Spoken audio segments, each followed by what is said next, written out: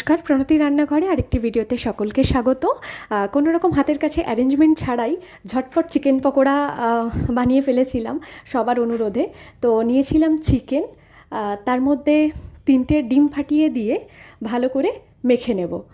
হাতের কাছে সেরকম সত্যি বলতে কিছু ছিল না, চিলি সস সয়া সস যেগুলো লাগে সাধারণত, তো যেটুকু ছিল সামনে সেটুকু দিয়ে বানিয়েছি।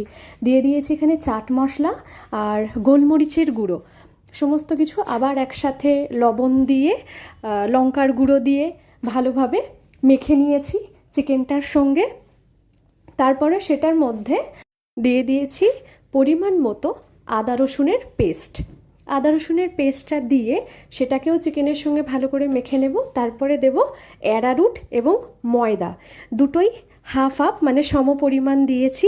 দিয়ে সমস্ত কিছু ভালোভাবে মেখে নিয়ে আধা ঘন্টার জন্য রেখেছিলাম।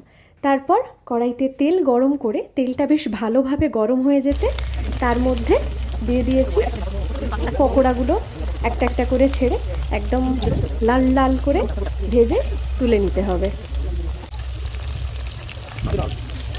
খুব অল্প সময়ে খুব অল্প উপকরণ দিয়ে পকোড়াগুলো বানিয়েছিলাম, তো লাল লাল আর প্রচণ্ড ক্রিস্পিও হয়েছিল, খুব ভালো খেতে হয়েছিল। আজকে এই পর্যন্ত। ভিডিওটি ভালো লাগলে লাইক শেয়ার কমেন্ট করে দেবেন।